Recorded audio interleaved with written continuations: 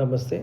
ఈరోజు రేవంత్ రెడ్డి గారు వే2 న్యూస్ వాళ్ళది జర్నలిస్ట్ వైఎన్ఆర్ తోటి ఒక ప్రోగ్రామ్ చేశారు.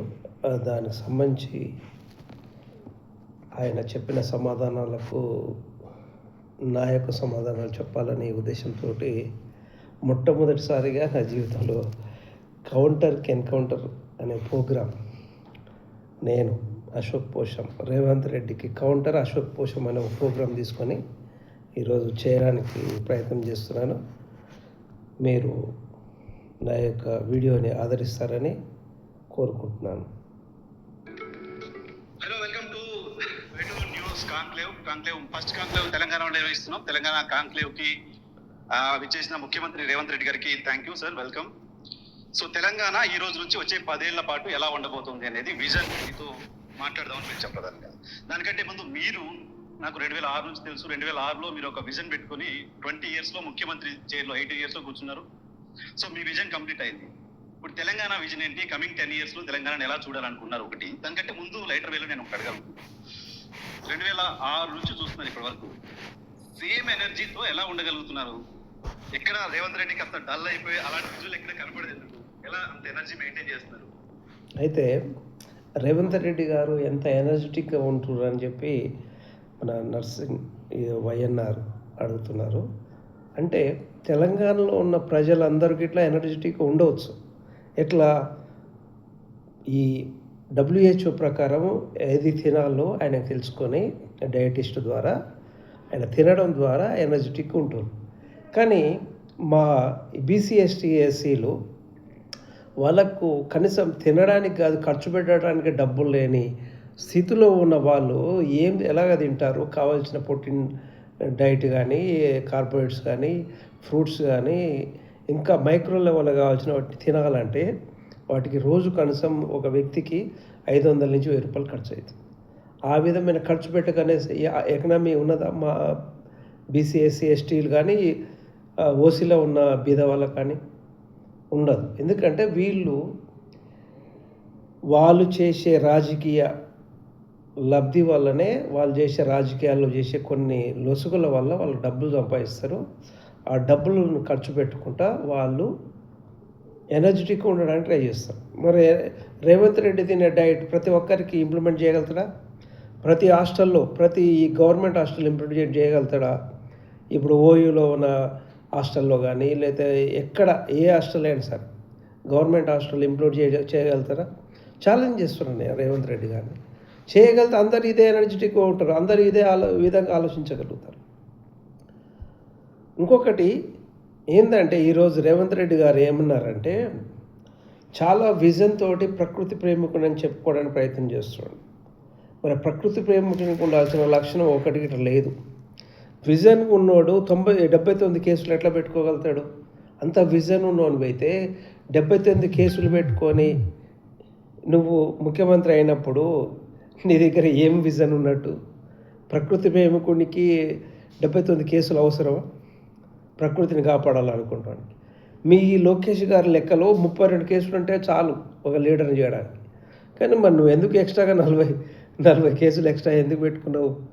అంటే ఏదో తొక్కుకుంటూ వచ్చాడు కాదు, అందరిని ఒత్తుకుంటూ వస్తున్నామని నేను అంటున్నా. ప్లస్ ఉన్న రాహుల్ గాంధీ ఏమో రాజ్యాంగం మీద అమలు చేస్తానని రాజ్యాంగం రక్షిస్తా అంటాడు. బుక్కును రక్షించడం కాదు, బుక్కును రక్షించడానికి చిన్నపిల్లగానికి అట్టలు వేసిస్తే వాడు మీదంగా పాలిథిన్ కవర్ వేసిస్తే వాడు గేట్ రక్షిస్తాడు మంచిగా, ఎండకు వానకు తడవకుండా. ఆ బుక్కును రక్షించడం చేసే పని రేవంత్ రెడ్డి కానీ, రాహుల్ గాంధీ కానీ చేయాల్సిన అవసరం లేదు. బాబాసాహెబ్ కోరుకుంది అది కాదు. ఇందులో ఉన్న విషయాలకు అనుగుణంగా పరిపాలనలో మీరే కాంగ్రెస్ పార్టీ ఎక్కువ సంవత్సరాలు పరిపాలించింది. తర్వాత బీజేపీ కొంతగా, జనతా పార్టీ కొంత పరిపాలన చేసవచ్చు. కానీ ఎక్కువ చేసింది మీరే కాబట్టి మీరు ఏ విధంగా పరిపాలన చేసి ఈ ప్రజలకు ఒరిగింది ఏంది? ఇప్పుడు రేపు వచ్చి రాహుల్ గాంధీ ప్రధానమంత్రి చేసేది ఏంది, ఒరిగేది ఏందని నేను ప్రశ్నిస్తున్నా. కావాలంటే మీరు ఉన్న 3 రాష్ట్రాలలో అది ఇంప్లిమెంట్ చేసి ఇది మా మార్గం, ఇది మా వే అని చూపెట్టడం ద్వారా ప్రజలు తెలంగాణ కాదు, ఆంధ్రప్రదేశ్ కాదు, మొత్తం భారతదేశం నీ యొక్క విజన్ని అర్థం చేసుకొని నువ్వు ఈ విధంగా పరిపాలన చేయగలుగుతావు నమ్మడం ద్వారానే నువ్వు ప్రధానమంత్రి కాగలుగుతావు. కనీసం నువ్వు ఒక ఎంపీగానే ఉన్నావు, ఒక మినిస్టర్ కూడా కాలే నీ లైఫ్లో.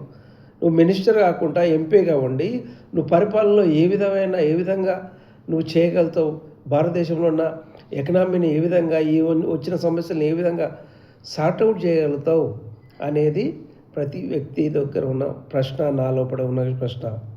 నువ్వు తెలంగాణలో మీరిచ్చిన 420 హామీలు ఏ హామీనే మీరు నెరవేర్చారు? మన భారతదేశంలో ప్రతి సంవత్సరం నిరుద్యోగం అనేది పెరుగుతూనే ఉంటుంది. దానికి కావాల్సిన ప్రణాళిక ఏది మీ దగ్గర? వచ్చే నిరుద్యోగుల కోసం మీ దగ్గర ఏది ప్రణాళిక ఏది? ఎప్పుడు చూసినా పాత రోడ్లు, పాత ఫుట్పాత్లు, పాత ఇవన్నీ కూలగొట్టుడు, కొత్త కట్టడం, వీటి వల్లనే నీకు వచ్చే కమిషన్ల కోసం నువ్వు పరిపాలన చేస్తున్నావు తప్ప నీకు నిజంగా తెలంగాణని కానీ దేశాన్ని కానీ అభివృద్ధి చేయాలనే ఆలోచన లేదు అని నేను ఈరోజు మీకు ఎన్కౌంటర్ చేస్తున్నా. దీనికి సమాధానం చెప్పు. ఇది వైఎన్ఆర్ రేవంత్ రెడ్డితో ఇంటర్వ్యూ చేసిండు కదా, ఆ పక్కన నేను కూర్చుంటా, ఆయన ప్రతి సమాధానానికి నేను ప్రతి సమాధానం చెప్పడానికి సిద్ధం. ఏర్పాటు చేయడానికి సిద్ధమా రేవంత్ రెడ్డి గారు? నరేంద్ర మోడీకి తమ్ముడని నేను ఒకసారి గుర్తు చేస్తున్నా. ఆయనకిట స్క్రిప్ట్ రాసుకొని కనీసం ఆయన మైక్ ముందుకి రాడు, ప్రెస్ కాన్ఫరెన్స్ పెట్టాడు. కనీసం నువ్వు ఒక ఆల్రెడీ వెల్ స్క్రిప్టెడ్ ఒక యాంకర్ని పెట్టుకొని తెలంగాణ సంబంధించిన అయితే కాదు ఆయన అయితే నేను అనుకుంటున్నా, నేను తెలుసుకుంటా ఆయన గురించి. అలాంటి వేటు న్యూస్ ద్వారా ఒక స్క్రిప్టెడ్ యాంకర్ అంటే తెలంగాణలో ఇంకా మిగతా యాంకర్లు ఎవరు లేరా? జర్నలిస్ట్ ఎవరు లేరా? వాళ్ళందరినీ కూర్చోబెట్టి ప్రశ్నించుకొని దానికి సమాధానం చెప్పొచ్చు కదా. ఒకే ఒక యాంకర్ని పెట్టి నీకు అనుగుణమైన వాతావరణం క్రియేట్ చేసుకొని సమాధానం చెప్పడం అనేది ఎంతవరకు కరెక్టు? నువ్వు మాట్లాడిన దాంట్లో ఇప్పుడు ప్రజెంటు ఈ యొక్క మైనర్ బాల్కి సంబంధించిన విషయం మాట్లాడాలనుకుంటున్నా. అందులో ఇట్లా చాలా తప్పులు ఉన్నాయి. ఆయన 7ంటికి ఇది ఏమంటారు అప్లికేషన్ అదే మీకు అందితే 9ంటికి అప్లికేషన్ అంటున్నాం. 9ంటికి కాదు స్వామి, ఆమె 6ంటికి వస్తే 1 దాకా మీరు అప్లికేషనే తీసుకోవడానికి మీ పోలీసు అధికారులు అంటే ఒక విఐపి చెప్పడం కానీ ఎందుకు అంత షివరింగ్ వస్తుంది మీ పోలీసులకు ఒక విఐపి అనగానే ఎందుకు షివర్ వస్తుంది? పోలీసులకు మీరు చెప్పలేరా? ఎవడైనా రాని చట్టం ప్రకారమే ఎఫ్ఐఆర్ కావాల్సిన దానికి ఎఫ్ఐఆర్ కావాలి, వ్యక్తికి అవసరం లేదు, వ్యవస్థ అవసరం లేదని చెప్పలేరా? మీకు అంత దమ్ము లేదా? ఆ విధంగా చేయలేరా? రేవంత్ రెడ్డి నా మీద వచ్చిన కేసు పెట్టాలి, తర్వాత కావాలనుకుంటున్న కోర్టు ద్వారానో లేదా ప్రజా తీర్పు ద్వారానో లేదంటే నీకున్న ఎవిడెన్స్ ప్రూవ్ చేసుకొని కేసు బయటికి రా. అది కదా ప్రజలు కోరుకునేది. నువ్వంత వ్యవస్థలన్నింటినీ ప్రభావితం చేసుకుంటా, డబ్బులు తోటి మేనేజ్ చేసుకుంటా, బెదిరించుకుంటా ప్రజల్ని, ఏందా దీనికోసమేనా మీరు తెలంగాణలో ఏదో అధికారం వస్తుందని ఎగిరెగిరి పడుతున్నాం? ఈ యొక్క మైనర్ బాలిక ద్వారా రేవంత్ రెడ్డే కాదు భారతీయ జనతా పార్టీకి భూస్థాపితం అవుతుంది. ఆల్రెడీ కేసీఆర్ అయిపోయాడు. నేను ఈ ముగ్గురిని గురించి చెప్తున్నా. ఏ ఒక్కరికి నేను సపోర్టర్ కాదు, ఏ ఒక్కరి చెంచా కాదు, ఏ ఒక్కరి డబ్బులు తీసుకొని నేను అది బతకాలని కానీ నా పార్టీ కానీ నా ప్రజల కోసం కానీ నేను అలా ఆలోచిస్తలేను. నేను బీసీల కోసం, బహుజనుల కోసం, ఎస్సీ ఎస్టీల అందరి కోసం పనిచేస్తున్న వ్యక్తిని. వాళ్ళ యొక్క నిజమైన అధికారం కోసమే నా యొక్క జీవితాంతం రుణపడి ఉంటానని వాళ్ళకు సేవ చేయడమే నిజమైన భారతదేశంలో బాబాసాహెబ్ యొక్క భారత రాజ్యాంగాన్ని అమలు చేయడమే కంకణంగా నేను ఈరోజు మీ ముందు మరొకసారి చెప్పడానికి ట్రై చేస్తున్నాను. ప్రకృతి ప్రేమికుడు చెప్పుకునే రేవంత్ రెడ్డి ఇదే ఆర్టిస్ట్ కళ్యాణ మండపం దగ్గర ఉండే అజమ్మాబాద్ దగ్గర ఉన్న ఇండస్ట్రియల్ ఏరియా ఖాళీ అయినప్పుడు ఆ ఏరియాలో వనం, చెట్లు, ప్రకృతికి సంబంధించిన చెట్లు కానీ పార్కులు కానీ పెట్టి అక్కడ ఆక్సిజన్ లెవెల్ని పెంచడం అనేది చేస్తారు మామూలుగా. ఎందుకంటే నువ్వు ఎట్లాగో జిహెచ్ఎంసీలో కానీ ఈ కన్స్ట్రక్షన్లో కానీ ఏ విధమైన రూల్స్ లేవు మన తెలంగాణలో. రోజుకు ఆక్సిజన్ అనేది పడిపోతూ ఉంది. దానికి సంబంధించిన ఏ పని చేయకుండా అవకాశం వచ్చింది, ఇక్కడ ఇండస్ట్రీ మొత్తం ఖాళీ అవుతుంది. ఆ ఖాళీ అయిన ప్లేస్లో చెట్లు పెట్టి ఆక్సిజన్ లెవెల్ పెంచి నువ్వు ఈ చుట్టుపక్కల ఉన్న వేదావరంతా నువ్వు అంతో ఎంతో ఆ యొక్క మా దుచ్చర్ల సత్యనారాయణ లాగా ఆటోమేటిక్గా మ్యాడ్ ఫారెస్ట్ చేస్తే అక్కడ నిజంగా ఆక్సిజన్ పెరుగుతుంది కదా. విఎస్టీ ఈ ఆజామాబాద్ ఏరియా. కానీ నువ్వు ఆకాశ హార్మోనిషాలు అంటున్నావు. ఆకాశ హార్మోనిషాల వల్ల అక్కడ వచ్చే వ్యక్తులు ప్రతి ఇంటికి ఒక ఏసీ ఉంటుంది. ఒక ఏసీ పెట్టడం ద్వారా ఆ ఇంట్లో ఉన్న ఒక్కరికో నలుగురికో మంచి జరుగుతుందో ఏమో తెలియదు. కానీ ఆ ఏసీ వల్ల 1 నుంచి 10-20 మందికి అన్యాయం జరుగుతుంది. ఆక్సిజన్ అది కార్బన్ డైఆక్సైడ్ రిలీజ్ అవుతుంది. భూ వాతావరణం పెరగడానికి ఇది కూడా కారణమని నేను ప్రకృతి ప్రేమికునిగా, ప్రకృతినే నా యొక్క దైవంగా భావించే వ్యక్తిగా చెప్తున్నాను. మీరు ఒక్కసారి ఆలోచించండి. ఈ ఆజామాబాద్ ఏరియాలో మీరు ఆల్రెడీ హెచ్ఈఓలకి ఇలా ఇదే చేద్దామనుకున్నారు. కానీ అక్కడ ఉన్న చాలామంది ప్రజా ఉద్యమకారులు అందరు కలిసి, విద్యార్థులు కలిసి పోరాటం చేయడం ద్వారానే వాళ్ళు అక్కడ ఆపగలిగారు.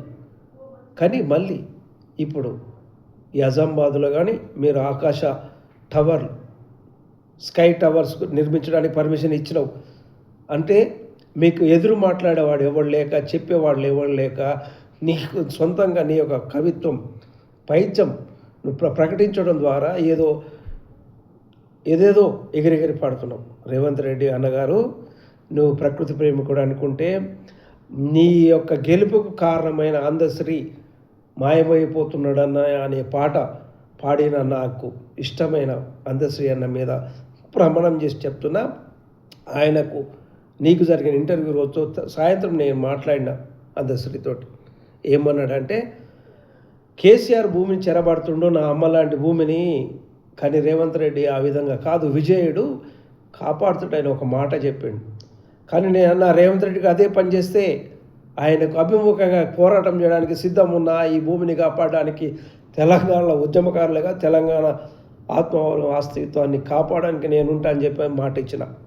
ఇదే ఓయిలో ఒక రహస్యమైన ప్లేస్ ఉంటుంది అందశ్రీ అన్నది. ఆ ప్లేస్లో మాట ఇచ్చిన కాబట్టి ఆ మాట కనుక నేను బయటికి రావాలని, నేను యాక్చువల్గా ప్రపంచానికి ఎక్కడ కనపడకుండా ఏదో మారుమూలుగా ఎవరికి గుర్తుపట్టకుండా తిరగాలనుకునే వ్యక్తిని ఈ ప్రపంచం ముందుకొచ్చి రాజకీయాలు మార్చడాన్ని, మీరు చేస్తున్న ఈ 78 సంవత్సరాల నుంచి చేస్తున్న దురగాతల్ని ఎండగట్టాలని, ప్రజల్ని విముక్తితోటి మీ యొక్క రాజకీయ నాయకుల విముక్తి నుంచి బయటికి తీసుకురావాలనే పేరు పెట్టుకున్న నేను ఏ విధమైన శోకం లేని దేశాన్ని పరిపాలించిన నా పేరు గల రాజు 2500 సంవత్సరాల క్రితం పరిపాలించిండు. మరొకసారి ఆయన ఆలోచనకు అనుగుణంగా అదే ఆత్మతోటి, అదే అంశతోటి పెరిగిన నేను కాబట్టి అదే ప్రకృతిని, భౌతికవాదాన్ని ప్రేమించే వ్యక్తిగా ఈ రాష్ట్రాన్ని మీలాంటి ద్వంద్వ వైఖరి ఉన్న వాళ్ళని వ్యతిరేకిస్తున్నాను. పోరాటం చేయకుంటే మీరు బయటికి రాకపోతుంటే ఈ 7 రోజులు 8 రోజులు జరిగిన ఈ యొక్క మొత్తం సీక్వెన్స్ అన్నిటినీ తీసుకొని ఒక ఇంటర్వ్యూ పెట్టుకొని దానికి సమాధానంగా ఏదో మాట్లాడి నేను మళ్ళా నా యొక్క పరిపాలన 10 సంవత్సరాన్ని ఏదో చెప్పుకుంటున్నావు. ఓకే, రేపు మీరు అంతా నువ్వు ఇప్పటికీ 30 నెలలు అవుతుంది నీ పరిపాలనలో జరిగిన ఈ యొక్క అన్యాయాల అక్రమాల మీద కావాలంటే మనం రాష్ట్రం మొత్తం ఒక సర్వే నిర్మిద్దాం, ఓటింగ్ పెట్టిద్దాం ఆన్లైన్ ద్వారా. ఎవరింటికి ఎవరు పోవాల్సిన అవసరం లేదు, ఎక్కడ ఈవీఎంలు పెట్టాల్సిన అవసరం లేదు. ఆ విధంగా చేయడం ద్వారా ప్రజా యొక్క ఆమోదం ఎంతవరకు ఉందో నీకు తెలిస్తే 50% కాదు 30% గిట్లా లేదని నేను అంటున్నా. ఆ విధంగా 30% ఉందని ప్రూవ్ చేసుకోగలిగితే, చేసుకోలేకపోతే రాజీనామా చేయడానికి సిద్ధం ఉన్నావా రేవంత్ రెడ్డి గారు? నీకు ఒక్క బడ్జెట్ బీసీలకు 60% ఉన్న బీసీలకు మొత్తం కేటాయించి, బీసీలే కాదు రాష్ట్రం మొత్తం అభివృద్ధి చెందడం ద్వారా, బీసీలను అభివృద్ధి చేయడం రాష్ట్రం మొత్తం అభివృద్ధి చెందుతుంది. దానికి కావాల్సిన ప్రణాళిక కావాలంటే నేను వేయడానికి సిద్ధంగా ఉన్నా. కానీ నువ్వు తీసుకోకుండా ప్రతి 2 ఎంపీలు, ప్రతి 2 రాజకీయ పదవులలో ఒక రెడ్డిని పెడుతున్నావు. ఏది నీ యొక్క పరిపాలనలో బహుజనులందరికీ న్యాయం ఏది? అడిగేటోడు లేక నీ చెంచాగిరి కింద నీ చెంచాలుగా గులాంగిరిలుగా ఉన్న మా ఎస్సీ ఎస్టీ బీసీలందరినీ వాడుకొని తొక్కడం ద్వారా వాళ్ళు బయటకు వచ్చి మాట్లాడలేకపోతున్నారు. కానీ ఐ డోంట్ కేర్. నీలాగా నేను భయపడి ఏదో చేస్తావని నేను భయపడి మాట్లాడడానికి రాలేదు రేవంత్ రెడ్డి గారు. కేసీఆర్కో, రేవంత్ రెడ్డికో, కిషన్ రెడ్డికో, బండి సంజయ్కో భయపడే వ్యక్తిని కాదు. ప్రజల కోసం ప్రజా గొంతుకనే నేను మాట్లాడుతున్న. 2028లో బీసీ ఉద్యమం వెల్లువ ద్వారా మీ యొక్క ఓసీలలో ఉన్న అగ్రకులాల యొక్క అధికారాన్ని తుడముట్టించి మిమ్మల్ని సముద్ర గర్భంలో కలపడం ఖాయమని ఈరోజు నేను చెప్పడానికి భయపడతలేను. ఎందుకంటే ప్రకృతి ఇచ్చిన దీవెన ద్వారా అందశ్రీ యొక్క గద్దెరాన యొక్క ఆలోచనలు పూర్తిగా నింపుకొని నిగూఢమైన వ్యక్తిగా మాట్లాడుతున్నా. వాళ్ళ ఆలోచనకు ఏ విధమైన నువ్వు ఆ మార్గం ద్వారా ప్రయాణం చేస్తలేమని వాళ్ళ పాడలు మోసి వాళ్ళని భూస్థాపితం చేస్తున్నావు తప్ప, వాళ్ళ ఆశయాలను భూస్థాపితం చేస్తున్నావు తప్ప వాళ్ళకు అనుకూలంగా పరిపాలన చేయట్లేదు. కావాలనుకుంటే ఒక్కరోజు నిద్రపోకుండా ఆలోచించు. నువ్వు చేస్తున్నదంతా ఏదో మూటలు పంపడానికో లేదా ఎవరినో ఒప్పియడానికో మెప్పియడానికో నిన్ను నువ్వు కాపాడుకోవడానికి చేస్తున్నావు కాదటవా. దీనికి 79 కేసులలో తిరగడానికి రోజుకు నెలకు కొన్ని గంటల టైం పోతుంది. పరిపాలన ఎట్లా చేస్తాడు? అడిగేటోడు ఎవరు లేడా? 79 కేసులకు వారానికో నెలకో కంపల్సరీ వస్తూనే ఉంటుంది. ఆ యొక్క వాటికి అటర్గా కావాల్సి వస్తుంది, కొన్నిటి లాయర్ని పెట్టాల్సి వస్తుంది. ఆ కేసు గురించి ఎట్లా నువ్వు 79 కేసులు పెట్టి బయట తిరుగుతున్నావు అంటే నువ్వు ఎంత మేనేజ్ చేస్తున్నావు? నువ్వు చేస్తున్న మేనేజే ఇప్పుడు ఈ మైనర్ బాలిక మీద చేస్తున్నాను చెప్తున్నా. నేను నీ మీద ఎలిగేషన్ చేస్తున్నా. దీన్ని ప్రూవ్ చేయి. నీ ప్రజలు ఉద్యమం చేస్తున్నారు కాబట్టి పార్టీకి సంబంధం లేదు, ఏ పార్టీకి సంబంధం లేదు ఇక్కడ ఈ ఉద్యమం.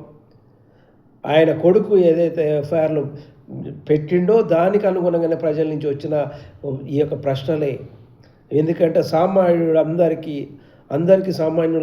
ఏ విధంగా చట్టం వర్తిస్తుందో మీ పాలకులకి ఇటు రావాలనేది నా యొక్క అభిలాష, ప్రజల యొక్క అభిలాష. దీన్ని మీరు ఏ విధంగా ఫుల్ఫిల్ చేస్తారో అనేదే ఇప్పటికీ జరుగుతున్న చాలా కారణం. మళ్ళీ ఓసారి బయటకు వచ్చింది. కానీ ఇప్పుడు ఉన్న ఈ మీడియా, సోషల్ మీడియా, ప్రతి వ్యక్తి దగ్గర ఒక మీడియా ఉండడం వల్ల మీరు 100 మంది ఛానల్లో 1000 ఛానల్లో మేనేజ్ చేసుకోగలుగుతారో. కానీ ప్రతి వ్యక్తి ఒక మీడియా కాబట్టి ప్రతి వ్యక్తిని మేనేజ్ చేయలేరు. 4 కోట్ల మందిని మేనేజ్ చేయలేరని నేను మరొకసారి హెచ్చరిస్తున్నా.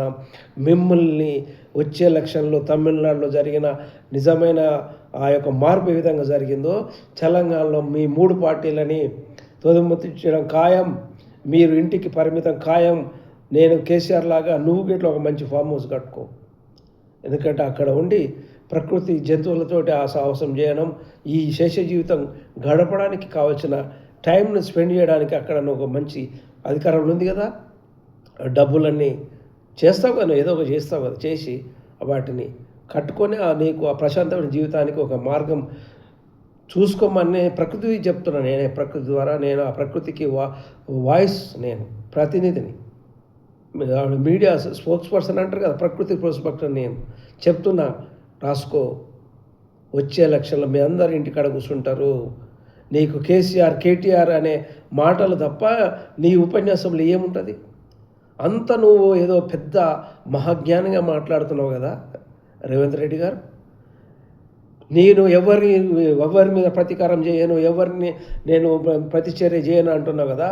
నీ ప్రతి ఉపన్యాసంలో కేటీఆర్ తప్ప వేరే రాజకీయ నాయకుల మాటలు తప్ప, వేరే రాజకీయ పార్టీల గురించి తప్ప నీ యొక్క అభివృద్ధి గురించి, ప్రజల గురించి మాట్లాడినవాను ఏ విధంగా చెప్పగలుగుతావా స్వామి? ముఖ్యమంత్రి గారు ఏ విధంగా చెప్పగలుగుతావు? నేను వేరే వ్యక్తుల గురించి మాట్లాడను, వేరే వ్యక్తుల గురించి ఆలోచించనన్నావు. చెప్పడానికి నీకు ఏ విధమైన బాధ అనిపిస్తలేదా? చెప్పడం ఒకటి, చేయడం ఒకటి, తిట్టడం ఒకటి, కొట్టడం ఒకటి. అమాయకమైన జంతువులను తీసుకొస్తున్నావు, వాటిని తిట్టడం జరుగుతుంది నీ వల్ల. ప్రకృతి ప్రేమికి నా అన్నదమ్ముల్లాగా బాధపడేవాడిని నేను. ప్రకృతిలో జంతువులని, ఆ జంతువులకు మాట లేదు కాబట్టి వాళ్ళ ద్వారా నేను మాట్లాడుతున్నా. తొండలు, ఎలుకలు, బల్లులు, పిల్లులు, వాటిని ఎందుకు తీసుకొస్తున్నావు? మనిషికి వాటికి ఏం సంబంధం? అవి చేసే పని నువ్వు చేయగలుగుతావా? ప్రకృతి ప్రేమ లక్షణం కాదు ఇది. రేవంత్ రెడ్డి గారు ఒకరోజు నిద్రపోకుండా ఆలోచించండి, అప్పుడు తెలుస్తుంది నువ్వు చేస్తున్నది నా తప్పో ఒప్పో. 10 సంవత్సరాలు కాదు, 100 సంవత్సరాలు ఉండు. నువ్వు కావాలంటే నేను సలహా ఇవ్వడానికి సిద్ధం. చేయగలుగుతావా? జై హింద్, జై భారత్, జై తెలంగాణ, జై మూలవాసి.